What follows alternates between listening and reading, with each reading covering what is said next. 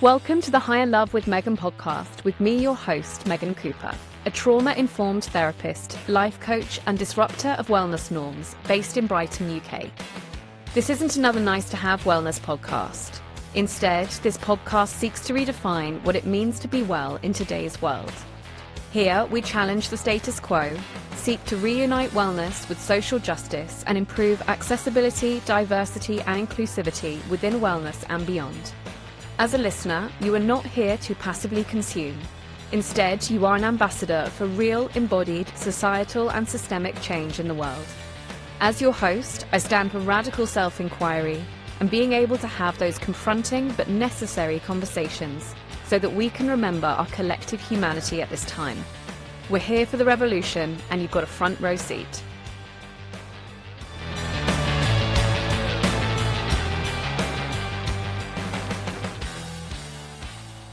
For those who haven't come across you, I'd love for you just to introduce a little bit about yourself in any way that feels alive for you today. I usually, if you come across me online in online spaces, you're the first thing you'll see or one of the first things you'll see on my profile that says that I'm a theosophist and I'm a yoga teacher. I always have a hard time doing bios for myself. I'm also a physician trained in Russia and I specialize in psychiatry.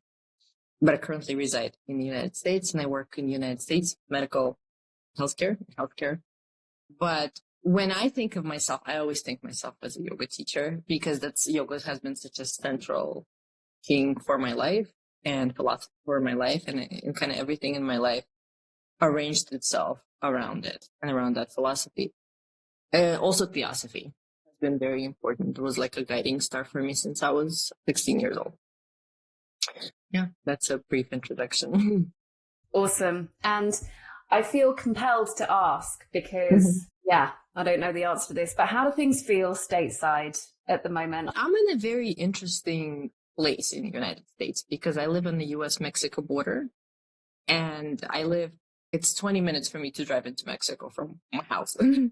So we always joke that we're kind of in US, but we're really 1 foot in Mexico because it's over 90% Hispanic population where I live. You hear more Spanish than you hear English anywhere you go. So I don't know how it is in other parts of the United States. I know where I am is different, but I do like it here a lot. I got used to the Hispanic culture and I'm really comfortable here. Yes. And people are here very nice and I found a great community. But I understand it's not like that in other places in the United States at all. It's a big old place, isn't it? So I guess it's going to vary place to place. Very much. I first came across you via Leah Kim's podcast, Voices on the Side. And you guys recorded an episode called Beyond Colonial Spirituality. And I listened to it again today, just ahead of our conversation. And I was really reminded of the amazing relief that I felt listening to that conversation. And it was almost like a kind of like full circle, moment, those things where you listen to something again and it brings you right back into the feeling of it. And I remember, because it was nearly a year ago, and I feel like it was the first conversation in the public sphere between two people who had been and were operating within the wellness space, talking about Palestine and how fucked up everything was, and it's about industries and talking about things in a way that I was really feeling at the time, but I wasn't experiencing the conversations around me. So I just wanted to say, firstly, thank you for that conversation. It was a real sanity check for me at the time. And it really feels like a real full circle moment continuing that conversation. And it took place a year ago. I'm curious, do you still feel like the same person that had that conversation, or do you feel very different to how you felt a year ago? How has your life changed? How have you changed? How does the landscape look different for you? Yeah, I think if anything, I toughened up over this past year. I was very new to Instagram when I started. I just had a yoga account that was purely dedicated to yoga. And I only had it for a little bit before the October 7th. So I didn't really know Instagram. I didn't know how to navigate it. And even a year ago, there were still a lot of people who would come into my comments, into my DMs, and would just say nasty stuff. And over the year, I know I definitely learned how to navigate the trolls and the dark pits of Instagram, and how to just don't pay attention. Another thing, I think, I always feel like, how much grief can I hold? And a year ago, it felt that what I've seen already at that point was enough. And here we go a year later, and so much more happened. I've seen so much more atrocity happening. And right now, when Gaza is over 60, I think it was 70 days already without food, basically, it's somehow finds ways to get worse, which you don't even think it can, but then it shows you that it can. And I definitely feel tougher and I feel stronger, because there was a point where I felt like, if I'm just going to let all of this grief crush me, like will be of no use to anyone. And we just discussed before recording that my friend Mimi and I are trying to organize this evacuation. And we had to face a lot of challenges, even from other NGOs who were not going to say a lot of things, but at least not supportive, like slash hostile towards the work that we're doing. And I had to navigate that and be very tough about it and not let it affect me. Yeah. So that's probably the big change. I see that I'm becoming stronger over this year. I love what you're bringing attention to there. It's interesting for me to reflect upon it too. A friend of mine said that being so engaged with what's happening, it's almost learning, finally, when we talk about in wellness, holding many things all at once, it's almost like doing that in real time, because you are having to learn to hold so much anger, so much frustration, so much grief, so much sadness, so much attempting to lean into joy and gratitude and all of the things that we have alongside. And it's like everything everywhere all at once in every single moment. And that's what I really hear in your share. And what I feel with that is it's a real like deepening in our capacity. Like exactly as you said a year ago, it's like, wow, like I don't think I can see anything worse than this, but still every single day it seems to get so much worse. I remember it must have been a few months ago. There was all the weeks are bad, all the days are bad, but I remember that there was a few days that were really bad, where it was like, I watched a journalist be like burnt alive, pictures be thrown up in the air because of the intensity of an explosion. And there were just so many different things that happened in such a short space of time. And it's almost like, how big can our capacity be? But it seems to continue to grow. So I really hear you in that. There is strength in that. There is power in that. And if we continue to stay engaged, then that's like what we can continue to do within ourselves. So yeah, it's a really interesting reflection for you to bring in. Thanks. And a question that arises for me as well, you mentioned how you got tougher in regards to people who write negative comments, who send messages. How do you deal with that now? It depends what kind of people they are, because there are times that it's people that I actually knew personally. And I know they're following me. Like I see that they've been, for this past year and a half, checking everything I post. And once in a while, some of them decide to have a discussion with me. But I normally do answer those people out of respect that at some point we might have been coworkers or friends. So I do engage with them and I try to be patient and explain, but up until a certain point, what's going on. And then there are just the trolls and the bots of the internet. And with that, I don't engage at all. I just block and restrict. I don't even give it a time of the day. I was very grateful for the group of women. You know how we make these little pods on the Instagram of friends, and Leah Kim is one of them.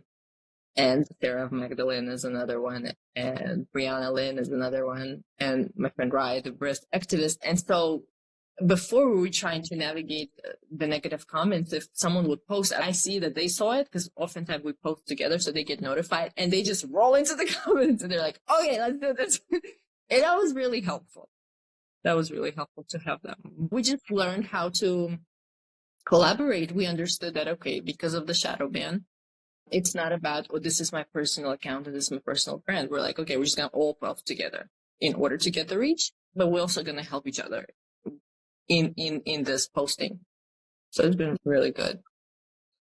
I really love what you're bringing attention to there. We've had to become so much more collaborative, community-minded, with everything that's going on. But I hadn't actually thought about it in terms of like on Instagram as well. That is needed. It's so true, because I've also experienced the censorship and the shadow banning, the negative comments, and as everybody who has been vocal or engaged has, it's just a really revolutionary idea that you've brought into me of rallying the troops so that they can steamroll in when there's any negative shit on your comments. So I'm definitely gonna action that one. You experienced, would you say, quite a lot of backlash in speaking out or not? I feel like I didn't experience as much. There was in the very beginning, but that's when I was like, okay, you need to unfollow. And a lot of people did. And after that, everyone who stayed either stayed because they agreed, or they had a very neutral position and they were like, okay, I'm going to see what is it that she's sharing, because I didn't know any of it. And to this day, there are people who are following and actually knew them personally, check everything I post, every single story, that never posted anything on their social media. And I don't even know, and I know they don't follow any of the pro-Palestinian accounts. And so it gives me that sense of responsibility. I understand that maybe I am the only person that they will get this information from. So I feel like, okay, you're here for a reason. You keep engaging, you keep seeing everything. So that means you understand something is going on, and I just keep doing it. Because one of the things that I respect most about the way that you share is that I feel like you've got such a unique, unapologetic way of communicating, which I just love. Like, I love watching your shares. And often I'm like, yeah, that's what I was thinking. But she's just gone ahead and said it, and nailed it. And I'm always curious, is that something that you feel like you have developed over time, or like you've put the reps in, or has it always just been that way for you? I think that's my personality. It's the fact that I grew up in Russia. I grew up in Siberia. You learn how to stand up for yourself pretty early, because it's in American standards, very unsupervised childhood that we had there. You just roam the streets and you figure out. So I think that was very helpful. And Leah and I talked about it. Because of years of yoga and meditation, I really learned how to sit with myself, sit with what I think and feel, and really have a discernment. Where is this feeling coming from? Is this coming from my higher self? Is this coming from my soul? Is this coming from my ego?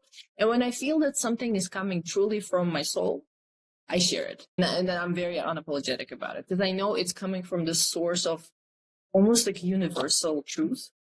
And I think that's why people connect so much, because on that level, we're all connected. It's pretty amazing how this happens. Many people then say, oh, thank you for saying this. And because I was thinking that, but maybe they don't have an experience. I have a very good friend, beautiful friend, but she is a lot more sensitive than me. And she tried to post a few times, but she gets so much backlash and she doesn't know how to navigate that. And she's okay, I'm just not going to post anything, but I'm just going to support your work, which is okay too. I understand that not everyone can do that. I somehow can. There seems to be a great combination of, I love the no frills communication style, which it's amazing the training that you obviously had as like growing up in Russia that's prepped you for this exact moment, which is great. But then I also love what you're speaking to of like really using our spiritual practices to really anchor us in what we're communicating. I love what you were saying there of differentiating between whether this is coming from like ego, or if it's really something that is like in truth for us from our soul, and really letting like our practice of our meditation and our yoga like anchor us into that truth. It's powerful. And we'll get onto this, but it's a way of using our spiritual practices in order to support us in the action that we need to be taking at this time. And you would think that that's why we even went into spirituality, to prepare ourselves for these difficult moments in the world and in life. But not everyone uses it that way. I feel like a lot of times spirituality in the West is centered around practices that make me feel good. That whatever I can like cherry pick from them, are all the things that just make me feel good and make me feel happy. Because oftentimes now I don't listen to them, but before, when I did, all these teachers and motivational speakers would say, your only purpose of being in this world is to be happy. I'm like, yeah, I don't think so. I don't think so. Because in order for you to just be happy and just think about your own happiness, you have to completely shut off the rest of the world. Because if you look around, it's tough. It doesn't mean that you're not going to have joy in your life. But that shouldn't be the center of your life. And that's never what spirituality was about. And spiritual practices, they're mostly drawn, again, from the Eastern traditions, such as Hinduism and Buddhism. And they all center the suffering of the world. They always talk about everything is illusionary. And the reality is there's a lot of suffering. So we can't bypass that.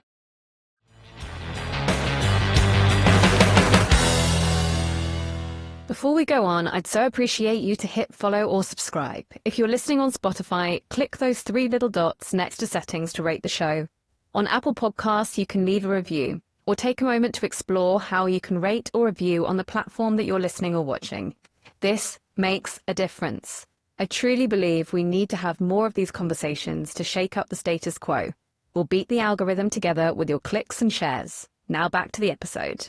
And I think for a lot of us, the veil, for myself, I can definitely speak to, has very much fully slipped on a very high proportion of our wellness and spiritual spaces. I'm curious, when did that start to slip for you? Was it just from October 2023, or was it starting to slip before that? How was that for you?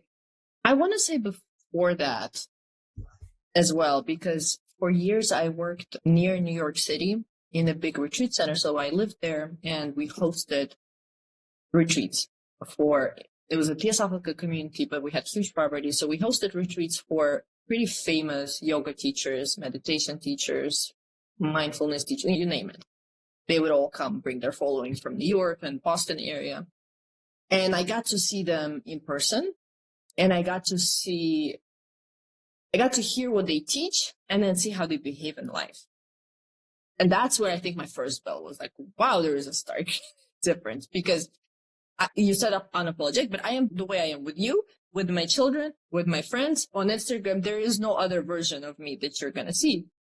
But there was this stark contrast of, this is my public persona of a teacher, but this is how I am in real life. And in real life, a lot of them were not misexpressed. Like, really, they would put these perfect pictures on Instagram, very spiritual quotes and this polished lifestyle. And then you see their personal life and you're like, wow, you can't figure out life. There's a lot of conflict. There's a lot of, things that made me question. So I think that's when it started. But definitely with Gaza, it was such a litmus test for the entire spiritual community, where we got to see who is in this for building the brand, for having following, having brand deals, promoting their own work, and who's here for just because genuinely you feel that this is your calling to help people. And so the separation happened right away. It's so interesting, you speaking about your old teachers and noticing like how they were teaching versus how they were showing up in real life, because I always used to say, I used to teach yoga like 10 years ago, and I always used to say the most messed up people I knew were the people that owned the yoga studios that I taught at. So it should have been like an early red flag. And I'm not saying that is the same for everybody, because I have a very good friend that owns a studio that I go to who is active, very active and awesome. So it's not the same. But yeah, the writing should have been on the wall quite early on, I would have thought. But I guess that we see it when we're ready to see it, right? Yeah, certainly for me, over the last few years, but definitely from October 7th, I feel like it was a real division of who was actually going to advocate for genuine change and healing. And as you said, it was like this ultimate litmus test. There was this video that you posted. I can't remember when you did it. It's my favorite video of yours. I sound like such a fangirl, don't I? It's my favorite thing of yours. I love it. You're not allowed to thank you. Because I've watched all of them. Where you were talking about this soul test. You entitled it Soul Test, where you said your soul is failing. Can you bring this, please, into this conversation? Because this is my favorite share. For me, it was just like, this is it. This is exactly what I've been feeling. So can you please bring this into the conversation? Yes. So that really came from that very deep place in me, connecting to my soul and to my higher self, because I always recalibrate throughout the life where I have to say, okay, I built this personality and this ego to navigate this world, but I always try to stay in touch with my soul. And with meditation, it's been really helpful to get to the space to feel like, okay, am I moving in the right direction? If not everyone's familiar with the concept of dharma, but am I following my dharma and the purpose of me coming here? And when I deeply thought about it, connected it with that feeling, I understood that for all of us, it's really the same thing. Yes, we can talk about karmas and how they draw us into incarnating. Well, ultimately, we all come here to experience humanity. And how is it that we are, as a soul that is very pure, come into this very dense material world and navigate it without losing that thing that makes us human, which is compassion, which is love, which is joy, which is connection. And even when everything is so tempting, when power is tempting, when money is tempting, when greed is, so many things will tempt us. Lust is tempting. And that's what I felt. And I felt like we're living through this test. It's a big test for us. And I think everyone who incarnated right now, and I think, at the most this world has ever been populated. So can you imagine what kind of time? I feel like it's one of the most important incarnations that all of us had, because this many souls at the same time decided to come. Clearly there is a reason. And all of us came because it's either you advanced very fast right now, or you just don't. That's how I feel. And it is a big test in this way. It really struck something in me, because I've always talked about it we hear a lot in spiritual circles about this concept of the new earth and bringing in the new earth. And a couple of years ago, I just had this thought of like, how are people planning to bring in the new earth? Because I don't think it's going to be brought around by necessarily like sitting at home, like in my nice comfy sofa doing my journaling prompts. Like, I feel like the new earth has to be brought around by a lot of action. And for those of us now sitting back and being silent and not engaging and hoping that somebody else just sorts the new earth out, I feel like that's very problematic.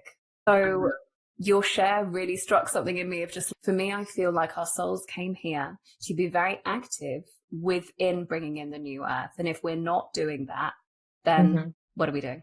Yes. And I always, since I was a very little girl, I felt that sense of a mission. And one of my teachers said that people who are born with that sense that there is a certain mission, there's something that I need to do. And I had no idea what it is. And until I think this whole thing started, which even into it, I didn't really realize I'm just doing what I think is right. And then when I saw that not that many people do it, I'm like, okay, that's probably it. Totally. That makes so much sense to me. I always felt the same. Not from this like grand ego savior space of I'm here to do this really big thing, but just the sense of, I guess, intentionality from a very early age. I feel like I'm here to do something like useful or helpful, and I don't quite know what that is, but it feels, like intentional. I get from an early age. So I really recognize that. A question arises for me of, how can I put this? Some feedback that I have had from people is that they don't see it as everyone's responsibility to dismantle systemic oppression. And conversations I've had is, it's great that you want to do that.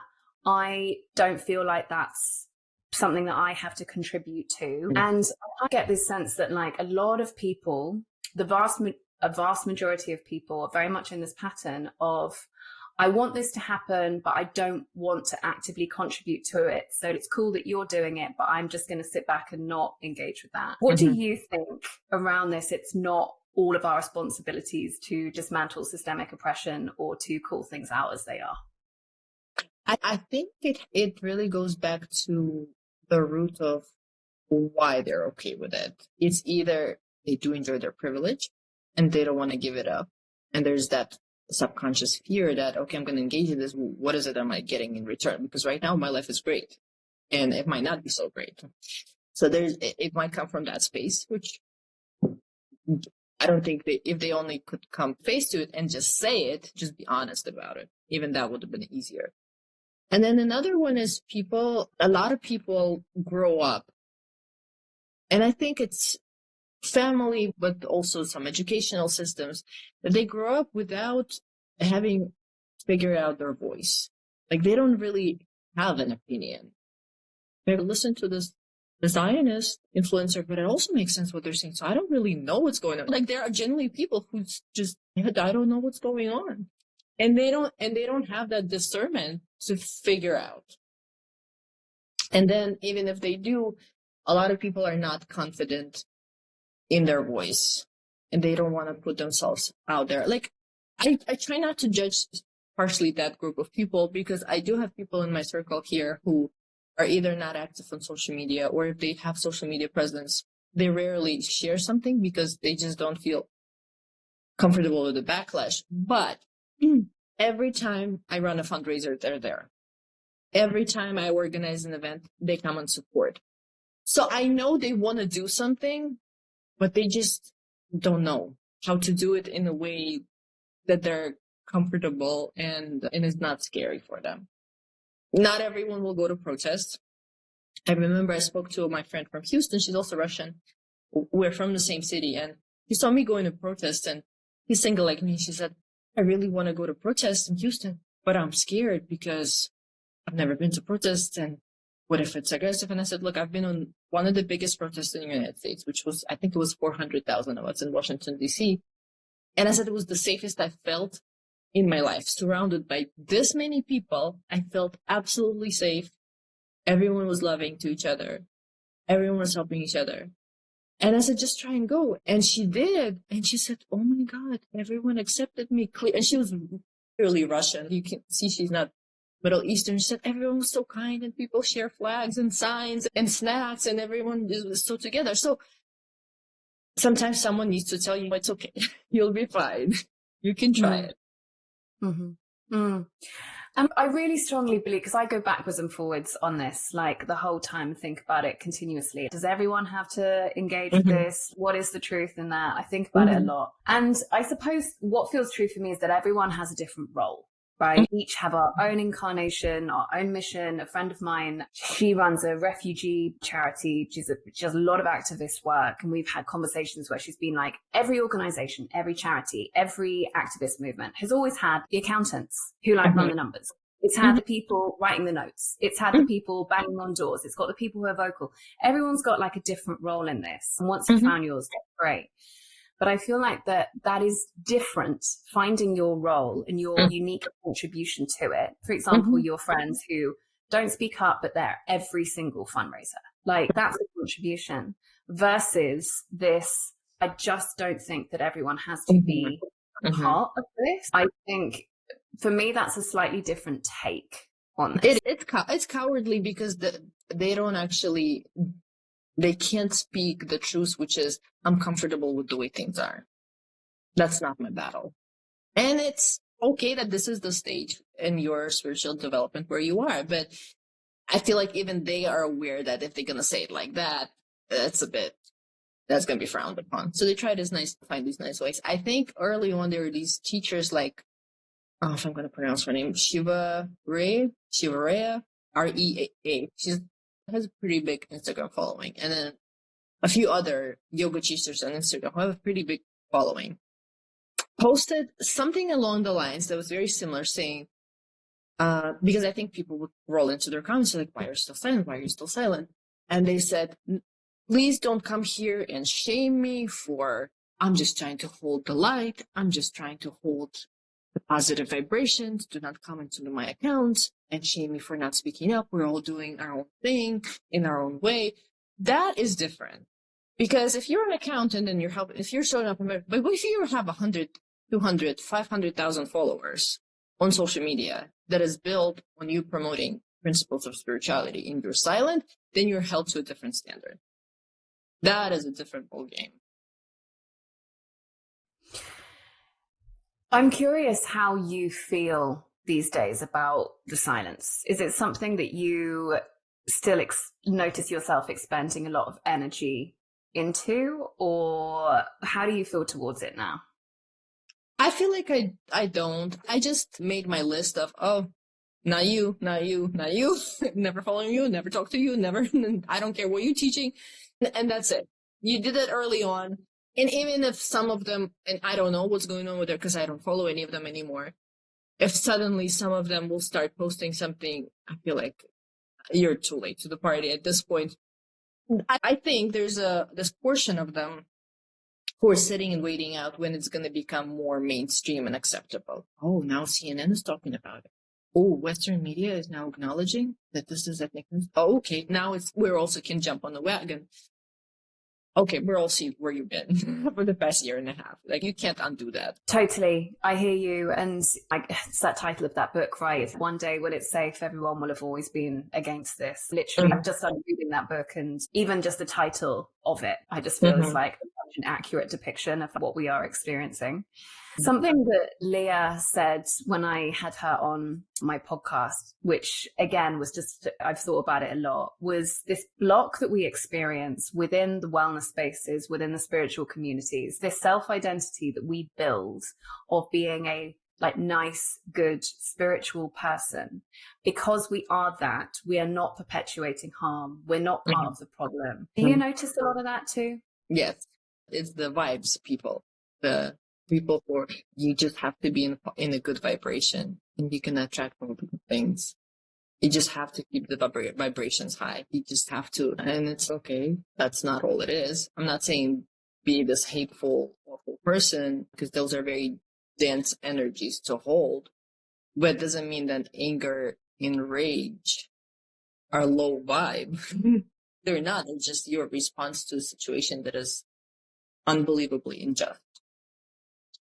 And I feel like those people, even for themselves, and I don't know, obviously you don't know their mind, you don't know their soul, but they're denying the full spectrum of emotion for themselves. Because if you're only staying this narrow spectrum of love, light, peace, and that's where I am, you're not experiencing life fully. And I feel like you can trick your conscious mind only so much, but it's all in the subconscious. It's all there. Totally. And what I hear within that is what I've experienced myself is through staying so actively engaged, I've experienced this like reclamation of a lot of emotions that I perhaps maybe even hadn't experienced on this kind of scale before. Something that really occurred to me was that as a white, cisgender, heteronormative, middle-class woman, I hadn't really had a lot to be that angry about. Obviously, like my own unique life experiences. But in terms of like systemic structures, I haven't experienced, apart from being a woman, I haven't experienced discrimination or like racial abuse or anything like that. I've never had to fight for my lived experience. So being actively engaged within this process and experiencing on the daily, like rage and anger, there was it's like step one that I feel a lot of people fall at, which is, I don't know if I can handle this much anger or rage. But what I've actually experienced is this huge reclamation of it. And despite the fact that we all need to be able to move out of the rage so that we're not paralyzed by it, for me, and for people like me, I think that there is this huge reclamation of anger. And you mentioned it around grief. We're almost like becoming more befriending the grief experience within all of this as well, would you say? Yeah, I agree with you. And my life experience was a little different because it was very chaotic growing up in USSR that fell apart, Russia. It was just, I can't really say that I was experienced any kind of abuse. It's more like I was a visibly not Russian growing up in Russia. And I did experience some hate towards that, where I was from a Muslim family. So there were remarks, but I didn't really experience any, say, bullying or things like that. But now being a woman in the Middle Eastern family, that I experienced a lot of restrictions. that were cultural, that I had to really rebel against. But I agree with you. We did not have that grief and rage, and to learn how to hold it. But also, for me, what was always important is understanding, like, it's a surface emotion, anger and rage. It's always a surface emotion, but you always have to feel deeper and ask yourself, why am I so angry? I'm angry about this because I actually care, because I care, and because I love, and because I feel compassion and empathy, and it's physically hurts me to see a mother holding the body of her dead child. It brings me pain and it makes me angry. That's why I'm angry. You have to connect with that love and care. And that's how you can move past this and use that energy in a way that it doesn't become destructive. Let's say when you're holding so much of it, I'm a mother, I have children, and then you lash out on your children. But you don't want that to happen. You want to hold it, understand where it's coming from, understand I feel it, I'm angry, but what am I going to do about it? Okay, I can do this and this. I can talk about it on social media, I can donate, I can help the situation, or I can, if nothing, pray about it, journal about it, and keep going, because obviously more is to come. Every day we see more and more, and we have to process as we go. I love what I hear in your share is that beneath the anger, and I hear you that there's always something beneath, but it's like the anger, the pain, and then at the root of that is like love for humanity. And it makes me reflect upon one piece of feedback that I've been given is you hate the wellness industry. You're the wellness industry, and it's like you're rooted in this place of like hate and anger. And I was talking with a friend, and she was like, it's interesting because what I actually see is that you came into this industry because you love it, and you have a lot of people around you that you love. And you also have this idea of how we could all be in this place of collective healing and collective liberation together. And that for me is rooted in love. It's not rooted in hate. And what I hear from you is that even when we are experiencing the anger, the grief, underneath, when it comes down to it, for me, there is love beneath that too. Absolutely. Absolutely. And it's true. And I feel like a lot of people who push those emotions away never really get to that place, to that deeper. I often think about Buddha and his story, how he lived a life of privilege, was born into privilege, and got so disturbed by the sight of suffering in the world that he felt that pain. And that with Buddha, I don't think it made him angry. At least that's not what we see in text, but it was very disturbing for him, to the point where he's like, I can't live like this anymore. If this is what's happening, how come I was not aware? And that was a catalyst for growth. So let it be your catalyst for growth, because there's so much growth happening from that, from understanding, okay, I can live this privileged life of mine and just be happy and pretend nothing is happening, or I can still feel connection with other people. I can still feel love for other people. I can still feel joy with my friends and family, and hold this vision for our collective liberation, so all of us can be free and all of us can be happy. Totally. And I hear within that, it's like the and, right? It's not just experiencing like my lived experience and not this, but and this at the same time. And what I hear there is talking about the Buddha and how coming into contact with suffering was like the moment of awakening, disrupting his life to know that something else needed to be created. I see this parallel with what we're experiencing now, where suffering has always been present, but what hasn't happened is that it's been live streamed daily on the internet. And I suppose that I see this like parallel of this mass awakening of thousands, millions of different souls recognizing the intense suffering that we're seeing and saying, no, we have to find a different way of being with one another. I heard when you were in conversation with Leah talking about the lost Palestinian lives of being this, having this kind of, I don't even know how we would describe it, I can't remember exactly how you said it in the podcast, but the huge awakening that those souls have created. Yes, it definitely was. I think it was, he is Palestinian, and he's very much in this wellness industry. And I think it was the post that he made about the souls of children of Gaza and how they came to sacrifice themselves and to live this difficult, short life in order for you to awaken. And that just struck me. I remember I was like, oh my God, I never thought about this way. And it's very brave souls choose to do that and choose to be born there, knowing this is what's coming, and to have a lot of respect for their sacrifice and for their choice. That was something, I had to really early to recognize.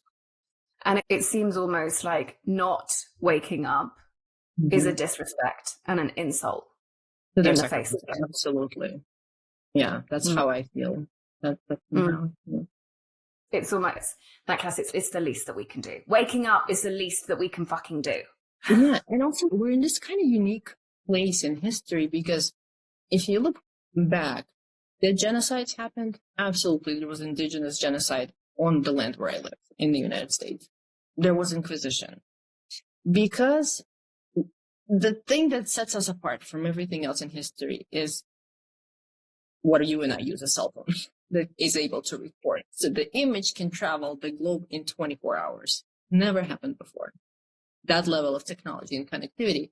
Another thing I think is unique, even a few centuries back, the role of church and in different religions, really, not in only Christian church and rulers, was that you don't question the church and you do not question your rulers. If your rulers decided to be this brutal, they're chosen by God. That means that's how it has to be done. If the church is silent and not opposing it, they must have had reason. It's not up for me to question. And we see this huge shift where people are like coming to their church leaders and saying, why are you silent? Pushing the church, pushing their leaders into action. That's very different. And I think that's, again, because we're actually able to see it. When the Inquisition was happening and all this horrible torture of women in Europe was happening, people who lived in the Arab world have no idea that this is happening. They didn't know. Also, people were very disconnected. There were a lot of tribes who just traveled the desert. They never hear about anything, for all they know.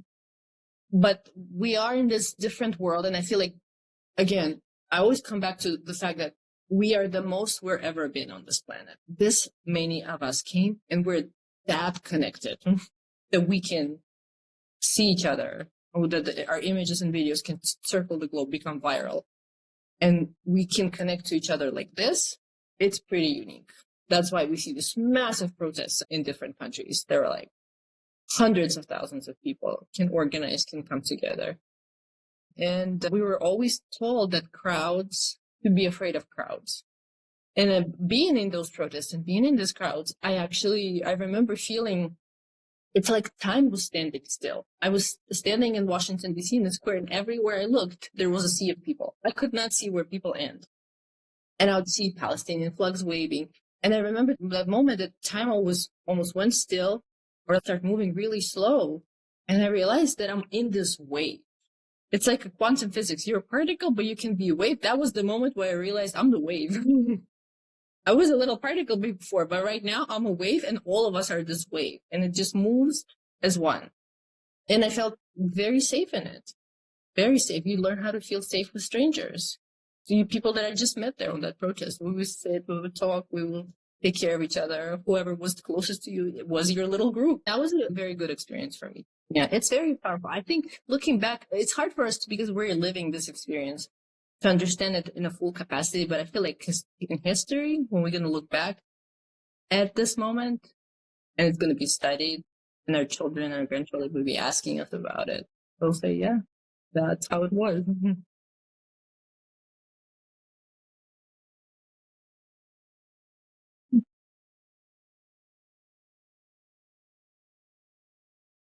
Mm. Mm-hmm.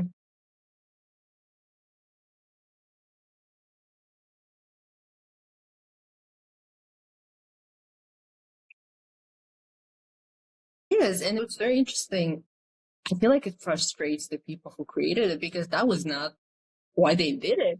It was purely to source your information, to mine your information, and to make you buy products. It was all centered about data and money. But you have to love the humankind. We can use anything to to connect to each other. And we're like, okay, this can be a vanity fair where you just post pictures of yourself and be all vain about it. And it also can be how you connect to people. And we build these, you did and I did, so meaningful connections with people I've never met in my life. But they're such sisters to me. On a soul level, it's amazing. I'm like, how do you exist in the world if we've never met, but our values are so similar? And so, yeah, there is a love and hate relationship in social media. And I feel like we don't get educated enough about it because, again, it's so new, relatively, social media. Like, we didn't grow up with it. No one explained to us that there are algorithms, how social media actually works. Like, I had a friend who, even before all this started, was a social media, I think it's called manager. She explained to me, this is how algorithm works. They pick up on what you look, and then they offer you more of the same thing. This is how you become viral. If you share something. So like, she just explained the inner workings, and I'm like, oh, okay, there is actually, it's not just, oh, I'm going to just post whatever. There is actually a concept and strategy to it, and there's a reason all of it exists, which most of it is money. And also some power, as we saw with social media playing a role, let's say, in elections. But I think it took them by surprise. That's why there's so much censorship. It took them by surprise that people will use it to spread the truth. And they hate it. Oh my God. Yeah. And it's very interesting that Instagram is a Zionist-owned company, or Meta is Zionist-owned. And on their platform, like, their platform is used to show the ugliness of the Zionist regime. No wonder they're so pissed. They really are. I don't think they respected that at all. That's why even with censorship, even with shadow ban, there are like millions and millions of views. People still want to see what's real versus they're trying to create these AI accounts and your AI virtual, whatever, companions. And no, people want a real connection. They want the truth. Yeah. Sucks to be them. Yeah. True. I just have one more question about the silence, because the thing that you shared, and I found this so interesting to think about, was that you talked about the kind of widespread silence of women, especially those who are mothers, who haven't looked at what's happening and been galvanized to do something, anything about it. And you drew attention to this being what you described as our maiden phase of our development within the archetypes. Can you speak to that? Because I found it a really interesting way to frame the silence that we're experiencing. Yes, I feel as a woman, and that's, again, Carl Jung's concept, but you can use it, maybe not maiden, you can use some other term, but that's the term I chose. But even in our development as women, if you remember yourself in your teen years, in your like early 20 years, to me, it's not a great period to be a woman. That's not a great period of a woman's life. You have no idea what's going on. Unless you had a very good family structure, and if you had lineage of older women who would teach you about the world and how to navigate the world, you're clueless. You have no freaking idea. You have no opinions. It takes a while to figure out, to find your voice, to have an opinion, to educate yourself. Because, again, our education system is not built. It's built around, you need to pass a test. It's not like you have to be aware of what's going on in the world. And so we are in that maiden phase. And when we are in the maiden phase, there's always someone who's taking care of us. There's always someone who will decide for us and protect us. But when we step into another phase and we mature more, and whether you become physically, like biologically a mother or not, it doesn't matter. But you do connect with that energy. And to me, motherhood was the most powerful transformation that ever happened to me. It was so raw, but I found so much strength in connecting with that maternal instinct. It just gave me this enormous strength. Like, I understood when you see all these nature videos, how mothers are protecting their children, like animal mothers, and they go against these even bigger animals with zero fear. Like, I understood how. Like, I truly connected with that. And also when I connected with that, I was able to connect with all other mothers and all other children. Once you open your heart to it and experience what motherhood is, what love of a child is, and how vulnerable they are, I just started seeing all children like that. Like, I can connect to that love for all children. And so I feel like a lot of women don't allow themselves, or they're not taught how to experience motherhood fully, because it's intense. I even heard there used to be religious structures and even scientific, like in the United States, that would advise women, let's say, not to breastfeed. And or have this ritual of not being with your babies, even though for thousands of years, that's what we did. And so it's just to disconnect yourself from that experience of motherhood, like center the man, but not centering the children. And then anyone who had children realizes there's never a choice. Like, you're replaceable in the life of any man. You are irreplaceable in the life of your child. And to connect to that and understand, wow, it can be a source of strength. And a lot of women are afraid to go there.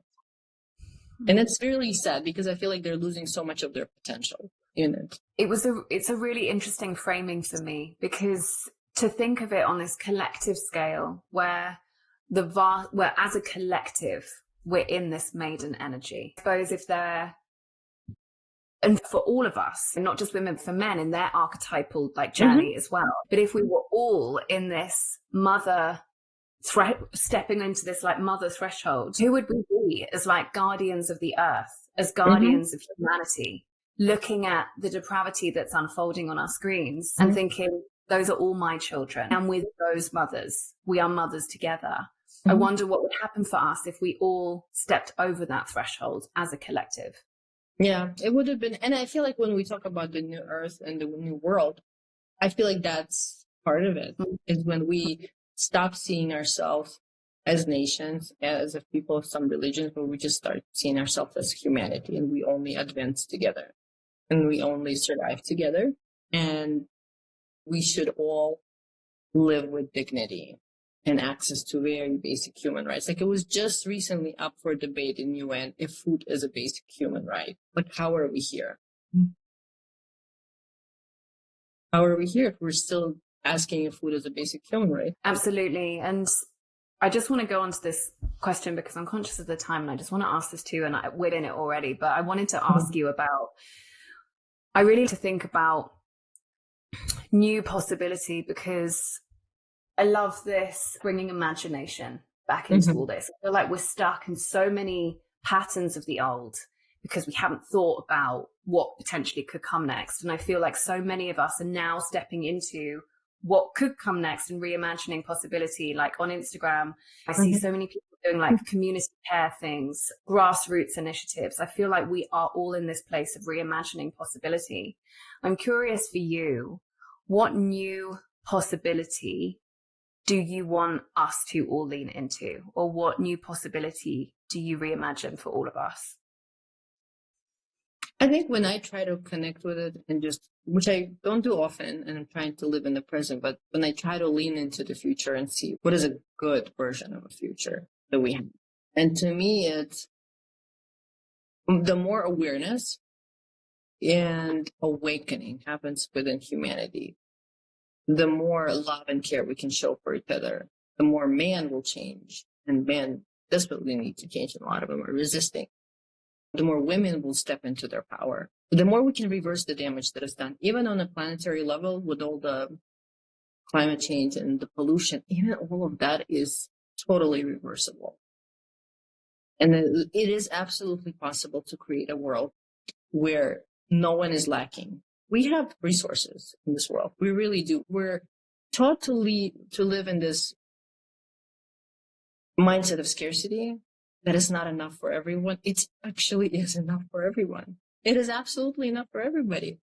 But people need to become aware of that, to connect with that mental image, to start putting their energy into it, to start feeding that instead of feeding, oh, there's a billionaire and here I am. And that's just how things are. One thing also that you mentioned in a video is, I sound like such a stalker, don't I? Okay. Literally got them all at the top of my head. But you were mentioning around these new spiritual communities that are forming for people who, and I know that a lot of my listeners are actively engaged in creating or being a part of these new spiritual wellness communities. What is really inspiring you, or what spaces are you in, or what resources are you really loving at the moment? Just curious on a personal note. I really like my friend Brianna, Reverend Brianna Lynn. He has a mystery school that she even started before this because she felt kind of falling apart with the spiritual industry, and she felt like, I need to do something by myself. My friend Sarah Magdalene, I really like the work that she's doing. And I'm glad that she started Patreon and started forming her community there. But on a local level, I just found a beautiful group of friends. And we all are in a spiritual journey, but we don't necessarily belong to the same traditions. But we get together and it's almost like you have to create this new culture for yourself. And we created this little culture for ourselves where we come together for new moons, for rituals, and where we can get together for full moons, or we do little get-togethers when we do vision boards before the new. You just start creating little things, and we start putting intention into the world to make the world where we live better, because a lot of these women are amazing and they're business owners and they're trying to make difference in the community, and I absolutely love it and want to support it. And I feel like in most places, not all, but most places, there are people like that. And I know a lot of people feel lonely. It is very helpful to have online community. Like I personally on Instagram, and you did too, found a lot of good friends. But it is also very soothing for us as humans to have that personal connection where you can sit with someone in the same space, feel their energy, share the space, feel that nurturing. And especially for women, it's important to be in energy of other women. It really builds up your confidence. It's nurturers need nurturers too. I love that. Yeah, I've definitely found that. And it's taken time over the last couple of years to find spaces where it feels like you're in the energy of people who really get it at the moment. It has taken time. The spaces that I'm in on the ground now and on Instagram are deeply nurturing. And I suppose there's an invitation for all of us to keep leaning into those spaces at this time. Yeah, thank you for sharing that. Okay, my love, is there anything else you wanted to bring in today? Yes, whoever listening, don't follow me, please go to my page, and there's a link in my bio of a fundraiser that we're doing for a family in Gaza. And if you can help us out, that would mean a lot to us, because we're trying to bring them over, hopefully to the United States or maybe to another country for treatment. So, just to drop it's at Paris Abbas, right? 108. That's the one. At Paris Abbas 108. Well, you corrected me, otherwise I'd totally send people to the wrong place. So yeah, awesome. I have to have the 108 there too. I love it. Thank you so much, love. I really appreciate this conversation with you today. All of these conversations, all these episodes with people that I've connected with over the last year just feel so affirming at this time. So yeah, thank you so much for your time today. I really appreciate you being here and for everything that you've shared. So thank you. Thank you. Thank you for listening. It's great to have you with me on this journey towards higher love for all. Our time is our greatest commodity and gift, so thanks for investing it in yourself and sharing it with me. Please do take a moment to rate and review the show, all of which enables more people to find me and for me to connect with more great guests each week for both yours and my enjoyment. All links, references and contact information is detailed too within the show notes. And I always love to hear your feedback, so feel free to hit me up on my Instagram at higherlove_with_Megan or via my website higher-love.com. Send your takeaways, and if you enjoyed this episode, please share or send on to someone else who would benefit. Until next time, big love.